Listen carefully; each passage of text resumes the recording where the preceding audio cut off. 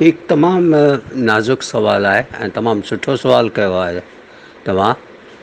त असांजे घरनि में सिंधी नथी ॻाल्हाई वञे, ॿियो त छॾियो, पर असांजा जेके साहित्यकार आहिनि उन्हनि जे घर में बि सिंधी नथी ॻाल्हाई वञे, ॿारनि सां उहे हिंदी में था ॻाल्हाइनि।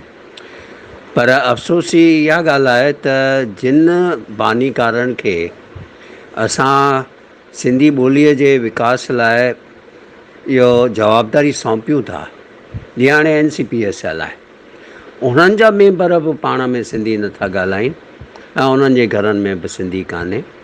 ऐं मूंखे अफ़सोस सां चवणो थो पवे त हू ॿोलीअ या साहित्य सां वाबस्ता ई कोन आहिनि।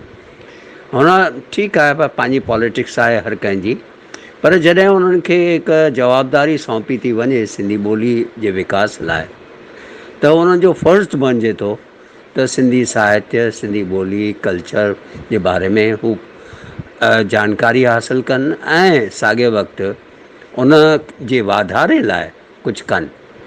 त इहा जवाबदारी असां सभिनी जी आहे ऐं ख़ासि करे संस्थाउनि जी आहे त सिंधी ॿोलीअ जो फैलाव कनि ऐं इहो ॻाल्हि ज़हन नशीन कराइनि पंहिंजनि सिंधियुनि खे त घरनि में त ॿोली सिंधी हुअणु खपे।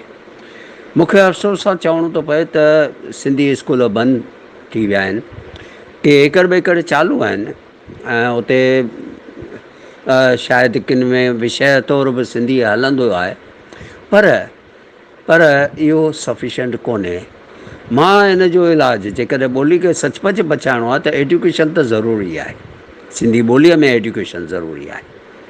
ऐं उन लाइ मां उन्हनि वॾनि ट्रस्टियुनि खे इल्तिजा थो करियां, अर्ज़ु थो करियां उन्हनि खे त सिंधी स्कूलनि खे अंग्रेज़ी में कन्वर्ट करण बजाए सिंधी स्कूलनि जो अहिड़ो स्टैंडर्ड बणायो जो इंटरनेशनल लेवल ते थिए ऐं ॿोली जेका पंहिंजी आहे उनजो जेको आहे इहो असांजो वाधारो इन ज़रिए ई थी सघे थो।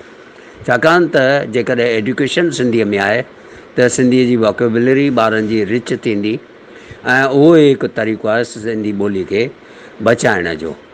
जेकॾहिं असां ईअं सोचूं त अंग्रेज़ी अॼुकल्ह तमामु ज़रूरी थी पई आहे, करियर जे लाइ बि असांखे इहा अंग्रेज़ी ज़रूरी आहे, त मां तव्हांखे इहो ॿुधाईंदुसि त असां वटि सिंधी में पढ़ी वॾा इंजीनियर, वॾा डॉक्टर थी चुका आहिनि ऐं मां तव्हांखे मिसालनि सां ॾेई ॿुधाए सघां थो त उहे सिंधीअ में ई पढ़िया, सिंधीअ खां पोइ हू अंग्रेज़ी में विया ऐं अंग्रेज़ी ते मास्टरी हासिलु कई। ऐं इहो ॾुखियो कमु कोन्हे, इहो पॉसिबल आहे, छो जो अंग्रेज़ी हिकु ॿोली आहे, का बि ॿोली सिखी सघिजे थी, का बि ॿोली जेका मास्टर करे सघिबी आहे ऐं उन लाइ सिर्फ़ु थोरी महिनत जी ज़रूरत आहे। उन लाइ मां ईअं मञींदो आहियां त English is necessary, right, but English medium is not necessary. It is not at all necessary for English medium that we should go for it and Sindhi medium ignore करे छॾियूं।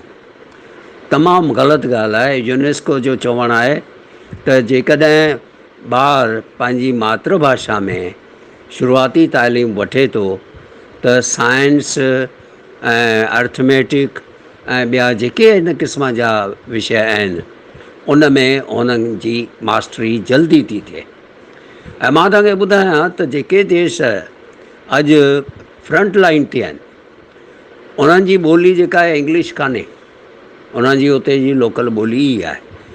चाइना ॾिसो, सिंगापुर ॾिसो, हांगकांग ॾिसो ऐं केतिरा ई अहिड़ा ॿिया मुल्क आहिनि जिते तव्हांखे अंग्रेज़ी कान मिलंदी, पर उहे साइंस में थोरे ॿियनि